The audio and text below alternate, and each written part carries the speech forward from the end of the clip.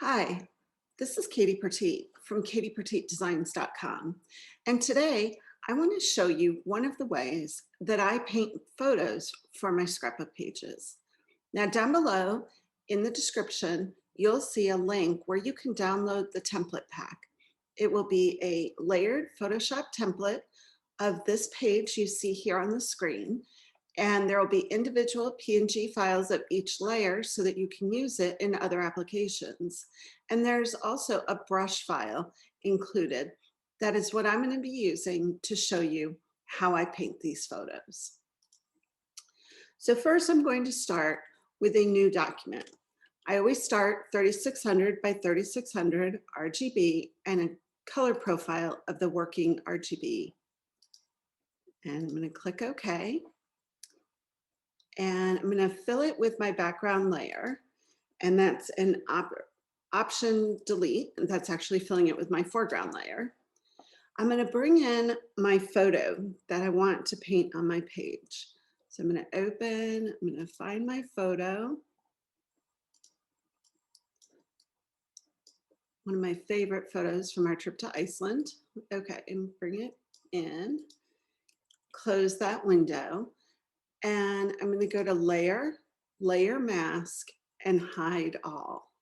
One of my go-tos for painting photos is using channels and layer masks. So now we're going to go and we're going to import the brush file. So we'll go to the painting template pack and the bonus brush, and we'll import the brushes. And if you open up that palette, you'll see we've got two brushes, a static brush and a dynamic brush.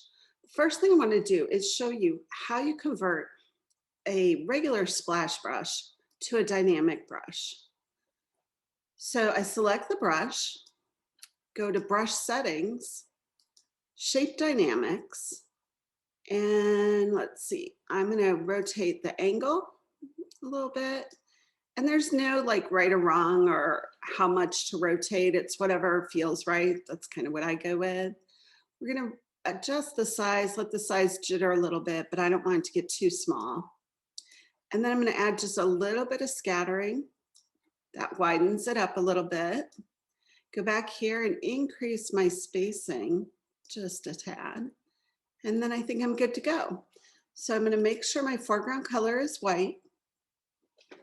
I'm going to make sure that the mask is selected, and I'm going to just start painting. I know that my subject is in the middle of the screen, so that's kind of where I'm going to start. You can see how this gives it a really nice artsy feel as you go. And if you want more detail, you can just paint a little bit more over that layer. And to add some additional color, I hold down Command and click on the plus. That gives me a layer below the layer that I'm working on. Holding down the Option key, I can select the sky color, and I can add a little bit more color there if I want.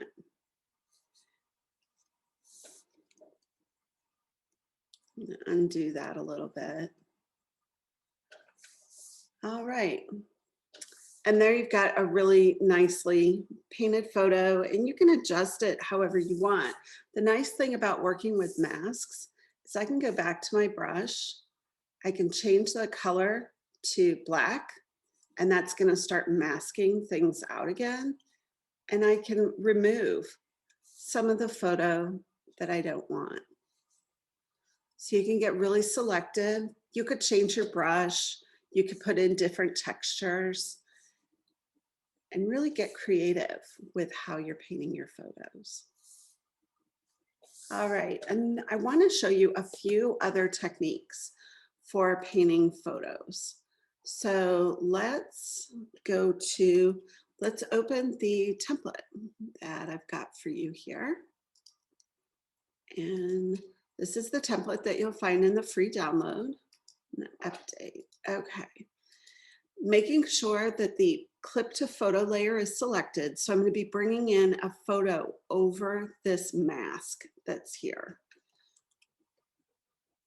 Go back, Another photo here, this beach photo.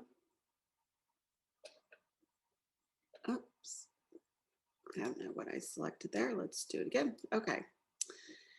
And go to convert or create clipping mask. Sorry about that. All right, and you can see here, if I scale it down, let's scale it. We'll bring it down here. You can see that the photo doesn't fill the whole clipping mask. This is a common problem. Maybe your photo has a different proportion or scale than the clipping mask that you want to be using. So there's a few different ways that you can tackle this problem. The first is to go to Layer, Layer Mask, and Reveal All. Set your foreground color to black and begin removing parts of the photo. Now this one, I think I want to make my brush scale a little bit smaller so I can do a little bit more detail. Go in.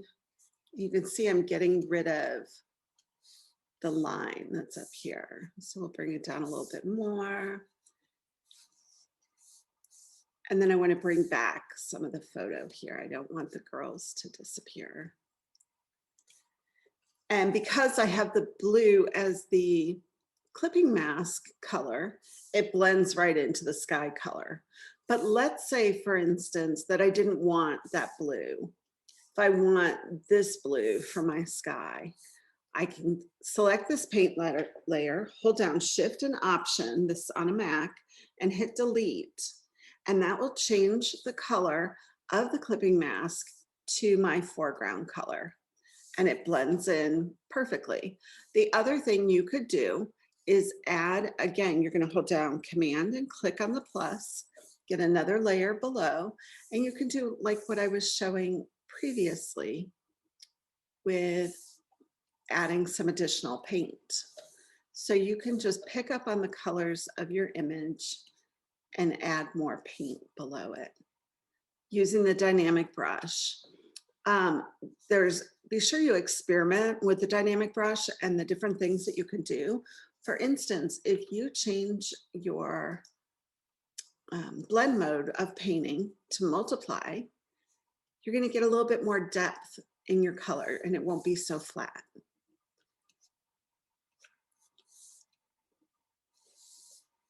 And we go back here.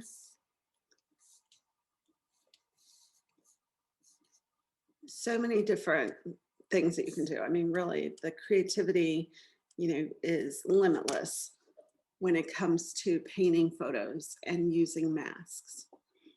All right, so that's a little technique about how I create my painted photos. And we're going to bring up here, let's see. I've got my finish page here and showing you really how I made this template. I did that painting effect that I showed you for the photo. And then I also used it on a map engraving that I had for the background. I did the painting. So think about the different things you have to bring in. Maybe it's a pattern paper, maybe it's an overlay, maybe it's some stamps. Use them with masking and painting to bring your own artistry into the page. And you can see I also did that with the journal label that you have in this template. Simply add the journal label, make your layer mask like I showed previously, and paint it to make it fade away. And it's really that simple, super easy, and lots of fun to do. You can really let your creativity explode with this technique. Well, I hope you enjoyed this. I hope you learned something new. And I'll look forward to seeing you again at katiepertietdesigns.com. And if you like this video, please be sure to like and subscribe so you don't miss any future offerings.